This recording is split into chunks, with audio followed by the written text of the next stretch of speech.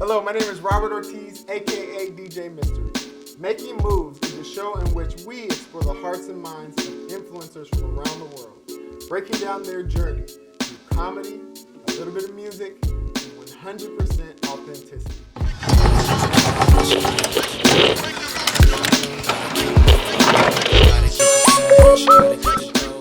Now it's time to dig a little deeper and break down this guy's journey a little bit. I like to call this segment Respect the Journey because we've all had ups and downs in our lives, and I believe it's what made us who we are today. So first off, Mr. Lemon, give us a little background. You told us you grew up in Atlanta, but did you have any siblings growing up? Yeah, I had two older sisters. Yeah, two older sisters. One's 4 years older, one's 16 years older. So 16 years old. Yeah. That's a big gap. That's like me and my brother. My brother's 15 years younger than me. Oh, wow. Yeah. How's that dynamic being the younger it was interesting. one? Yeah. 'Cause I know what it's like being the older one. Right. Do you both have the same parents? Yeah. Yeah, so we had different moms. Okay. So, it was a little different in that we just never lived together. Mm-hmm. So, I'm obviously, for a time period, I was closer with my sister who's 4 years older than me than my oldest sister because we were just in proximity more. Yeah. But I mean, I love them both just the same. Did your older sister spoil you? My oldest or the Oldest. No. She was just like that figure that came every once in a while that was like this hero thing. Like, oh my God, Eve's here. I was just asking because my little brother Gianni, hey, shout out to you, but you've been spoiled. I buy a dude J's. You used to buy him J's like every year for his birthday. And oh, get out. So Christmas. you're better for it, I though. hooked him up. Yeah, but I yeah, mean, yeah. maybe not. Maybe I spoiled him too much. I was just trying to get the dynamic It's good to be spoiled. Know that you're loved. All right, so you grew up. You were the youngest. And sports-wise, what did you grow up doing? My first love was baseball, actually. Really? Yeah, I played baseball probably longer than any sport other than that. Started at what age? Like 4. T-ball, just looking at the planes go by. Like, no kid is out there doing anything. Chilling in the right? outfield? Just chilling in the outfield, looking at butterflies and playing with crickets. Yeah. But I started with that. I played basketball shortly after that. Football didn't come until maybe a year or two after. Mm-hmm. And like I said, I played Pop Warner Old National, maybe like 6 years old or so, but I was playing offensive tackle. Mm-hmm. And I didn't like it. So I played 1 year and told my dad I don't want to play anymore. Yeah, and my first year, I was a guard. See, there you go. Number 63. We some oversized kids, right? Well, I just think everybody, actually, my dad told me later he told them to put me on the line because he wanted me to get used to hitting. Oh, for real? And I was like, thank you, appreciate it. Because what the crazy thing is, the next year I was like middle linebacker killing. Okay, yeah. So maybe it worked. Dude, I'll tell you though, my like Mighty Might team is what we call it. That's like our version of Pop Warner, right? We had some ballers. Like, I don't know if you remember DJ Shockley. The quarterback from Georgia, who played for the Falcons for a little bit. We had this dude Artie, who he played college ball. Probably like 7 people went to played at least college ball off of that squad. 5 years old, yeah. We were good, I guess. For 5-year-olds. Yeah. So you went from playing baseball, basketball, then a little bit of football for a quick minute, yeah, and then for a quick switched minute. back to baseball. Is that what it was? So I kept playing baseball, but then I moved.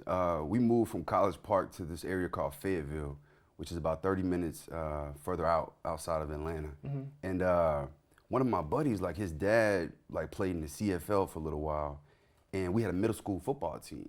So I remember. I probably hadn't played in like 4 or 5 years, but I was thinking, man, it looks like it's fun. We would go to the middle school games and stuff and see the big kids balling, and it just looked like a trip. So I used to run over to his house every day, like a mile to his house, through the woods, and practice with his dad and him. He ended up playing quarterback and wide receiver. His older brother was a running back, and that's where I learned to take a handoff and learn what gaps were, what the A, B, C gaps are, and that was like my reintroduction into it. So for all you guys that don't know, A gap, B gap, and all that stuff, he obviously was playing running back. That's right. He had to run and hit the holes. Those are the different spaces in between the linemen. But Googled you a little bit, you know, Oh, wow. saw that you were a consensus prep All-American, you know, ranked one of the top running backs when you were coming out. So how did that feel? Being that you were a baseball player turned football player. Yeah. You know, that was a crazy time because, you know, I liken it to that movie Blue Chips. Or was it Blue Chips? The one with the basketball Shaq? players? Yeah. Because the recruiting process was crazy. And they didn't have caller ID back then. So, like, your phone was just ringing and you know who was picking, you know. I mean, you know what it was. Yeah, no, I don't actually. Oh, I never wasn't mind. recruited like that, but I like to pretend I did. So Hey, but you had a longer NFL career than I did. Maybe, so you made up for it. Okay. But yeah, it was a trip. And I remember like during that time, you know, my mom was battling cancer. And it was just like it was a trippy time because, you know, we're dealing with that, but you're having this success in football, and like she's my biggest supporter. So, you know, if there's anything that she wants, it was for me to succeed and to like keep, you know, driving on and keep on climbing. And I mean, to answer your question, like maybe your potential question of how'd I get out to Stanford? Yeah. You know, because I was in that top class of running backs coming out, you know, the offers were everywhere, and I was going around the South, and it was funny just because of who I am. Like both of my parents were from the North, so I didn't really grow up in a Southern household, if you will. Like I used Mindset, you mean? Southern mindset, yeah, the mindset of my household. I experienced it outside, but inside it was more liberal environment. Still very respectful, but just not that thing that would like keep me in the South, like where I felt like I needed to stay in the South. Yeah. So out of like the 40 scholarship offers or whatever that I had, the two schools that ended up being most attractive to me were Miami and Stanford. And it was honestly just because when the game was over and the players were going out to go kick it or whatever, the black guys didn't go one way and the white guys didn't go another way. You know, obviously there's outliers at every school or whatever, but for the most part, like that was the thing I was looking for outside of football, outside of the academic part of it, was just like, who are these guys like me? And those were the two schools where I felt it was most prominent at. So is that something you were experiencing in high school, the separation? Yeah, the vision? I think where I grew up, it's just a very black and white place. And I think as the star athlete in my little town, I was given this pass to really hang out and kick it with whoever I wanted to. And I used to see my friends on both sides really struggle with, at first, not understanding how to maybe get along with each other. And then the ignorance turned into, well, I don't like them anyway. And then you know, football is the great, you know, common denominator in that, you know, once you bleed with somebody, once you fight with somebody, or, you know, on the same side as somebody, it has a way of bringing you together, right?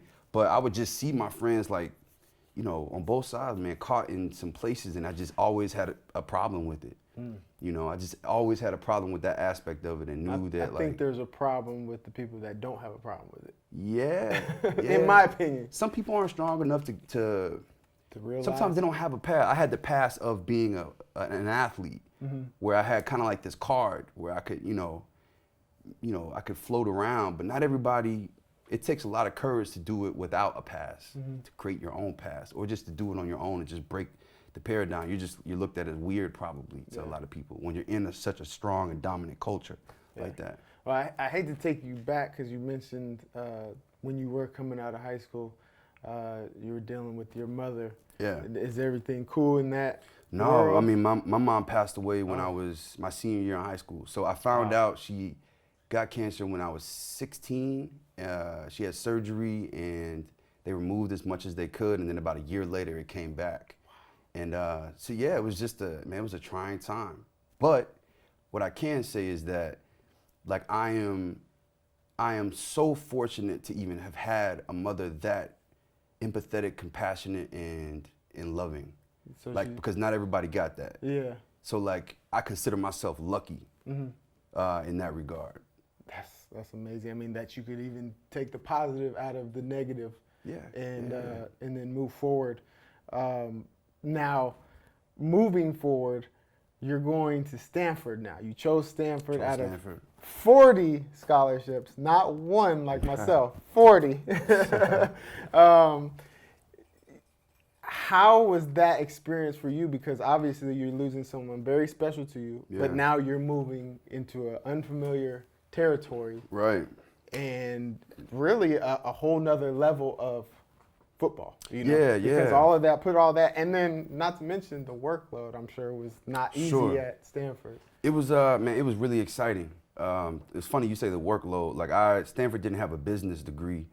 So they had this thing called management science and engineering, which was like a technical business degree mixed with like some industrial engineering.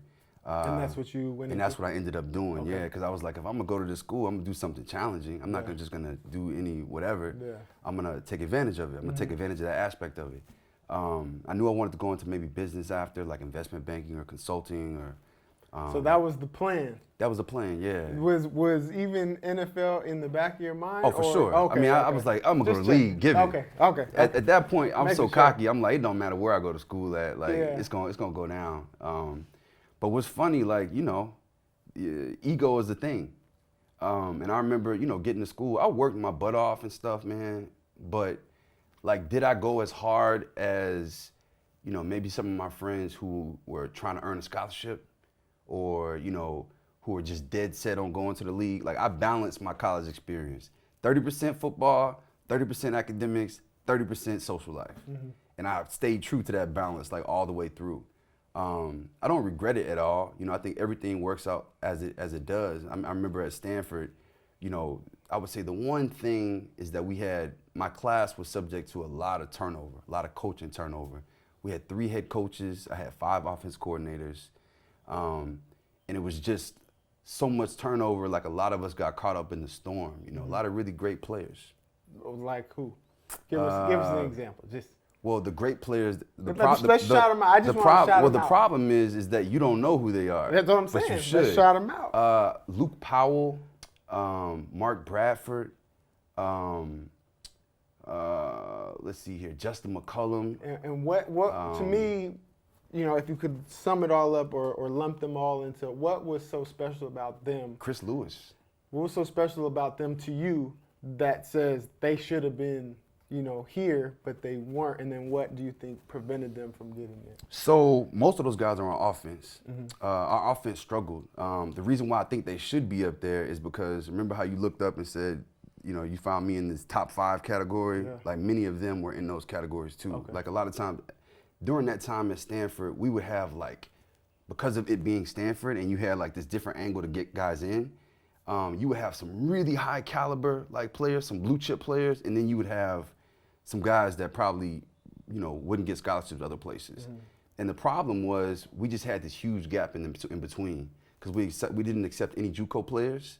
So there was like a big gap between like, some of our elite talent and some of our guys who are more like role players that you don't find at other schools because they could just bring guys in, to fill a void. Okay. Now they, with success, you're able to sort of fill those gaps in year after year after year with your recruiting classes. And obviously, people look at Stanford now and they're like, oh yeah, anytime, they're 11 wins a season for the past, 7 seasons or so. Yeah. So they've established that now. But yeah, during my time, I would say the guys on offense, we just struggled. We never really had, post having our 2001 offensive line where all those guys went to the NFL, we had nothing left. When the guys went early to the league, we had Quaim Harris went first round his sophomore year. And after that, we just had nothing. So like, we had some very talented skill players. Trent Edwards made it out he had a few years in the league at Buffalo. But yeah, our receivers suffered. I suffered as a running back. I started all 4 years, and I used to fight. I used to watch like the other backs in the Pac-12 or Pac-10 at the time. Reggie Bush being one of them. Oh man, but like, I would look at Reggie and Lindell, man, and like, I'm like, yo, these dudes ain't getting touched till second level, man. 100%. You know what I mean? Yeah. I'm like, man, and like the responsibilities. I remember I couldn't even get out on checkdowns. Because I would have to like scrape the line of scrimmage for, guys who got through or whatever. But, man, everything happens for a reason. I've always told myself that. I went to the Raiders as a free agent, got cut pretty short after. Sort of came down here to Southern California really just to train. I didn't know anybody. I was mad. I was like, I'm gonna get picked up soon. It's gonna be all good. And I just wanted to work out and watch HBO. I was like, I don't want to be around anybody I know. Like, got it. I just want to work out and watch HBO. Now, okay, so when you didn't get drafted, mentally did that? You know what? Mess with you? Not really, because so probably the most sabotaging thing that happened to me in my college experience was the third head coach that we had my senior year. I'm a fifth-year senior. He's doing the whole, you got to be here for the team. We need the senior leadership thing coming on. So I didn't go train where I wanted to go. I stayed at school to train, and he had this crazy conditioning. He took my starting position, that spring ball before senior year, to try to prove this point or whatever. You know, establish control. And he gave us this crazy conditioning test when we got back to school. It was like 40-40s, like on the first day of 2-a-days. Timed, probably. Timed, Yeah. of course. So I was like, to make a point, I was like, I'm gonna win every single one of them, because that's the kind of dude I am. Like, you challenge me, I'm gonna respond. Yeah. Like, I don't care what it is. I won all those 40s. By the third practice, my hamstrings were I was walking so high, you know what I mean? Yeah. And probably by the sixth practice, I put my hand down, like running the ISO, put my hand down, like, the third leg or whatever, and my hamstring just rolled up into my glute. I missed the first 4 games. And by the time I was ready to come back, like some freshmen were, they were playing, making up the time. I sat across from this dude in his office, and he told me he didn't have to play me because he didn't have to win this year. Wow. Now imagine my Bledsoe scores were second and third round. My national and Bledsoe, your pre-draft scores or whatever. So the agents, the financial managers, everyone's, calling you. They've been on you since the beginning of the season, whatever. They see you're not playing. JR, you're gonna be back next week. You're gonna be back next. You got all you're handling that. And I got this coach that sits across from me, tells me, I know you can go in there and do better, but I could just get these young guys time. I don't have to win this year. Probably the most irate I've ever been. Yeah. Like, yeah, because you think about what you've put into the school, how you've led guys previous to this, none of which he's taking into account.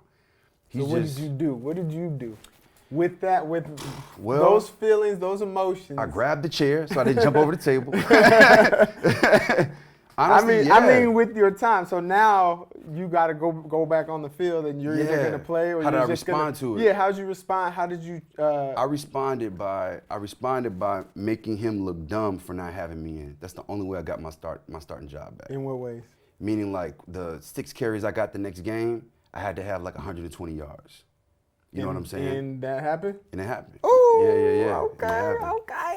But yeah, I had to literally have like the fans being like, why isn't he starting? That's the only way I was able to get my starting job back. Not by his deal. Yeah. So maybe it was a little bit of a good kick in the butt, maybe. I mean, not that you needed it. But maybe if he had those are life lessons. You might not have had them 6 carries, and those 6 carries might have been for 60 instead of 120. You know Absolutely. What I'm saying? So moving forward, you already mentioned you went to the Raiders, and it didn't work out, so you came down. Now, when you got cut from the Raiders, how did that make you feel? Because I know, just to explain, I got cut from the Chargers, and I was depressed for like a week. Right. Because that was the first time I ever been cut. So for you, I don't know how you reacted. Yeah, I remember just being so shocked. Like, it wasn't for a reason. I got no explanation. It was just like, yo, turn in your book. Like, we're letting you go today. Yeah. And I remember just being like, oh. Yeah, I was just shocked, man. Like, it didn't even seem real. Yeah. And I also thought, like, I'd get picked up so fast. Like, man, this is nothing, man, Yeah. Not a big deal at all. But, yeah, it was more just the shock and awe of it. Like, I didn't even have a chance to process it, really, I would say. Damn. So when you came down to LA to work out and whatnot, obviously now you're an actor. But at that time, was acting even on your radar? Was it even in your brain? Or was, I'm going to go into financial? Not even close. Not even close. I didn't want to sit at a desk. Like I said, I came down to train with Marv Marinovich. and watch HBO. Like, and this guy was, a couple of people were nice enough to let me sleep on their couches. I didn't start, like the acting thing didn't really come up until like this. I was dating a girl at the time who was a dancer. She went to SC. She like modeled and stuff. And you know, all that stuff was new to me coming from the Bay. Like I had no idea like what that stuff was. And I would see like the rates that she was turning down. I was like, $800 for the day? What are you talking about? Like, it's like, no, it's only $800. What? And I remember at the time, I'm so broke. You know, I'm just, like I said, I'm sleeping on the couch. I don't want to get a job because I want to be able to stay, you know, I want to be able to jump up if I need to go somewhere. So she was kind of my introduction. Some guys that I was training with were doing like the sports commercials. And that's how I sort of got into that. They were like, yo, man, you should come to some of these auditions. Around the same time, this guy from Stanford, a former player, he called me to do like this Sprint billboard. He was like, they needed a running Sprint, the company. So they needed a running back, just like a running back running across, and they were gonna have these flames coming out. You remember that flame campaign? So is that your first gig? That was my first gig ever. That's dope. Okay, first gig ever was a Super Bowl billboard for Sprint. You didn't know it was me. I was like in all black with a helmet on, and they had these flames coming out. But when I was at that shoot up in San Francisco, and it's hilarious because they thought I lived in San Francisco. Like I lied and just drove up. Yeah. Like, yo, yeah, I'll be there. Oh, it's Saturday? Cool. Yeah, I've done that a couple times. It was out of there, yeah. Oh, you need local guys? Oh, yeah, I live there. Right. Oh, yeah, I'll be up. Yeah, no problem. It was like $1,500. I was like, what? Hell yeah. Are you kidding me? I'm there. So I went, did the shoot. It was great. I was like, I couldn't believe how easy it was. I remember they were telling me like run across. And mind you, I'm fresh off the field, so I'm like running across. Yeah, little did I know, all I needed to do was like one lunge. Yeah. And it looked like that was the best shot we got, just like one bound or whatever. But that's learning the business, learn the business a little bit. The camera. Yeah, learn the business, movie magic. But that shoot turned into like a broadcast. They wanted to turn it to broadcast. So they were like, man, we already fitted you for this uniform. Like, you want to do the commercial too? And I was like, yeah, sure. I didn't know what that meant at the time. I know. It wasn't. I did. You know what? Same thing kind of happened to me.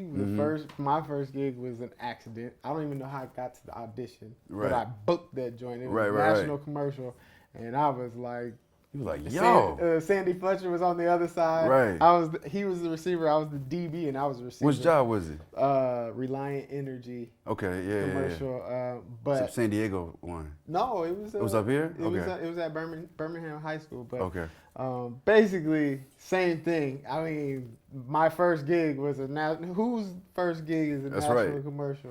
Well, I mean, we got in on that. Yeah, it was a national. Oh, okay. Yeah, so we got in on that like special ability. What that means, for those that don't know the industry, that means residuals. It used to mean a lot of residuals. Yes. Now they run like that. Yeah. But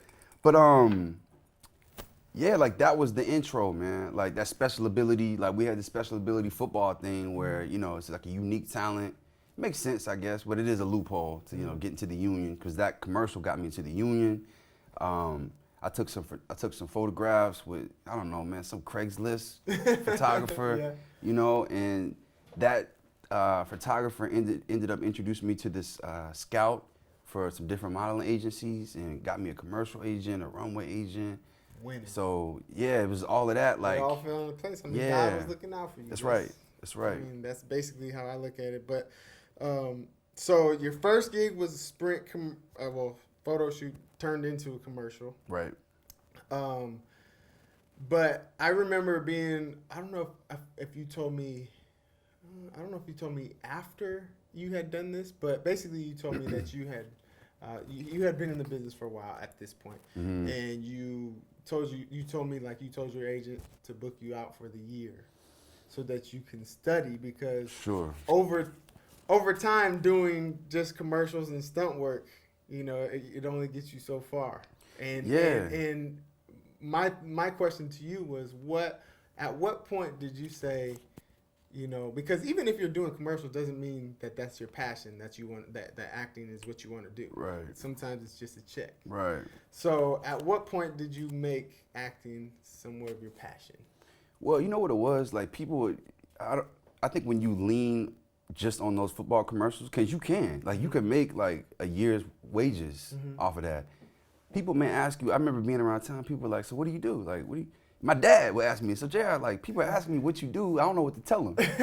Because I couldn't tell you I'm an actor, right? Because I'm not an actor. Not necessarily. Yeah, like, you know, I run across the screen in commercials. Yeah. You know, I got to take hits Sometimes for the guy who you think is Adrian Peterson, you know. Exactly. But I'm not an actor, so I was like, man, I need to address that. Like, if this is what I want to do, that was around the time when, like, the football thing, I hung on to football for about 2 years after I got cut. I was supposed to go play in Europe. Then the whole coaching staff gets fired, who was going to allocate me to go. Yeah, so I missed the boat completely. So you might have been out with me. I might have been out with you the first year. 2007? Exactly. It would have been. That's when I was out there. It would have been 2007. That exactly. was the last season of. It would have been exactly. That was the last season, and then the next year, hear me out. And then the next year, I got drafted to go play in the All-American Football League, the one that was going to take the place of it, which folded the day we were going to camp. Yeah. So it was just like a symphony of disasters that I sort did of the same thing. led I was me to drafted it. in that same one. Were you really? But then, like a month later, I got signed by the Patriots. So like, it worked out for me. Okay. But I mean, I don't know if I was with that league if I would have been able, available to go play. And then I'm not sure. I think maybe there was something in the contract that said if you could get out. Yeah, I'm sure. Because they wanted that just title that they were the developmental league. Exactly. So just give us a quick summary of that year that you booked out and you studied. Right. You know, where'd you study at? Right. And like, how focused did you have to be? Okay. Right. So because you're not necessarily. Were you still doing commercials then? Yeah. Okay. That's how I was making a living. Yeah. Okay. Yeah. But you told your agent you were booking out for what, auditions? Is that what it was? So yeah, I told him I was booking out to go to school. Okay. I was like, I'm gonna put myself through like a curriculum. It was a Meisner, like a 2-year Meisner program. That's like an acting technique a lot of people do out here. And coming from football, I was like, I want to go to a place that gives me technique, because people who stay around the league are craftsmen, right? People who have long careers, like once their athleticism dwindles, they got craft, they got technique. Oh, yeah. So I was like, I want to do that with it as an actor. I want to be a craftsman. So I'm gonna go to this school that has like technique. And little did I know, it's a very long journey to get to wherever you want to go. But it was a nice introduction. It was this Baron Brown acting studio in Santa Monica. It was close to where I lived. It was convenient. So I was like, man, I'm just gonna go there. And I went to my classes. I audited my friends' classes, because you could just audit as much as you wanted. So I damn near lived over there for a little while, for about a year and a half, man. Oh, it was a year and a half? Yeah, it was a 2-year program, but each year was about 9 months, So after you're done with your program, how did you feel? Were you confident that I'm gonna go out there and kill it, or were you like still a little hesitant? Yeah, so the first year of that school, I had residual checks. All those commercials that were running. The second year, I didn't. Right? Like, so I was like month to month, man, like, whoo, just trying to figure it out. We're talking about broke. And I was like, as soon as I get out, I can't wait to book back in. It's gonna be great. It's gonna be amazing. But once you book back in, doesn't mean you're immediately gonna get paid. Like, you're just booking back in to audition more.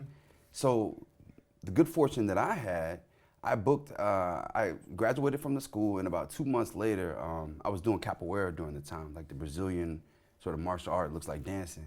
And I was doing this back bend, like I was practicing a back bend in the gym, and something popped in my shoulder. And I went and got an x-ray at the doctor's office, and there was like a bone chip about this big, like just sitting in my shoulder from football that hadn't dislodged because I was so tight. Capoeira or whatever? No, I set up some. I mean, it was just. It could have been from anything at that point. It didn't really matter. But I had to get surgery. So I had to get that bone chip taken out, and I did rehab for like another 8 months. So I didn't book in. I was just broke, declining, just going more broke and more broke and more broke. I stayed in class.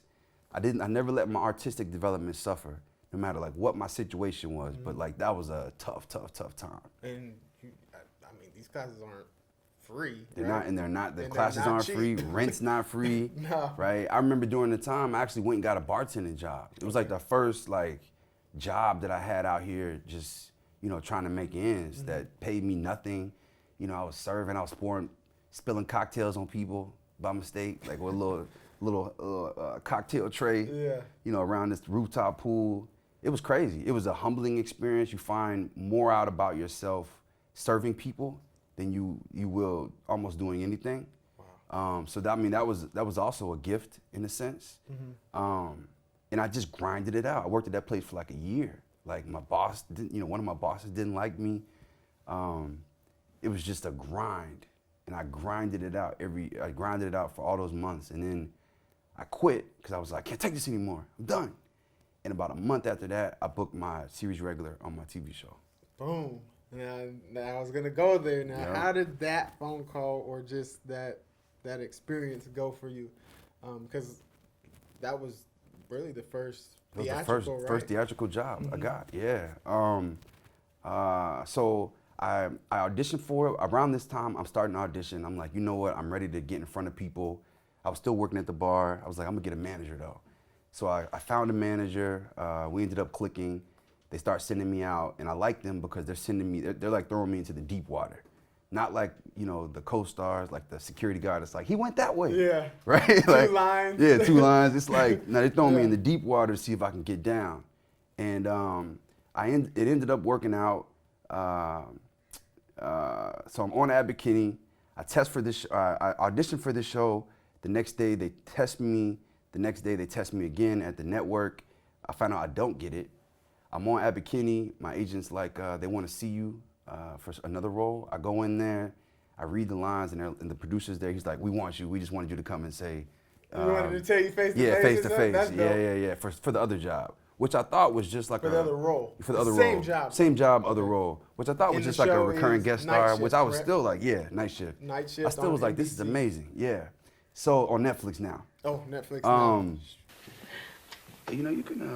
You can leave some stuff in my place. I'll clean out the drawer for you. It's just a drawer. A drawer is never just a drawer. All right, good. Save me some work. I'll see you. Yeah, see. Yeah. Legs like a gazelle on that one. That's incredibly inappropriate. Hey, I'm not the boss anymore. I'm a physician's assistant now. Yeah, emphasis on the word assistant, and Topher's looking for you. Thorough strap. Yeah. So, right. So, I didn't think I thought I had this recurring series, recurring guest star job. I'm still super happy, and then and I'll never forget this. I'm on Acain, and my manager is like Acain in Venice, Venice Beach. It's a street. Yeah, Okay, Acain in Venice Street. Just telling the people. Right, to the people. I'm on Acain in Venice Beach. I get this call. My manager's like, you're going to Albuquerque like tomorrow. I'm like, cool, this is great. It's not a regular, but like a recurring guest star is amazing. She's like, no, they honored your contract. Could you sign a contract before you do the initial audition? Boom. And I was like, oh God. Because then like everything changes. So you book this pilot, it's all good. About a year later, we found out it got picked up to series, and that's when you've sort of arrived in a sense. Okay. Yeah. Okay. So that's the story of that. And that's when he blew up. That's when he started glowing, floating. Then we didn't see him. We didn't see him on the. That's not true. I didn't get the call. They cut me. I don't know. I got cut from the we didn't see him on commercials anymore. the stunt football jobs, man. It was a cold game, man. Hey, but you still got that mocap game though. Motion capture. If you don't know what motion capture is, it's when they, put you in the all black suits with the balls on you, and then they, it's for video games, right? Right. So they start doing. They basically capture the motion that you're doing, and he's like the guy. They go to. They call you straight up. They don't even call the. I don't get that call anymore either. You don't? No, What man. do you mean? Wait, hold on. I get kicked off of teams. Hold man. on. Hold Hold on. So you're saying what's coming out? What did you just get done doing for Madden? So what I used to do, I think what you're talking about is Is we the used- video game. the stunts, like Yeah. the actual Uh-huh. gameplay for the game. Yeah.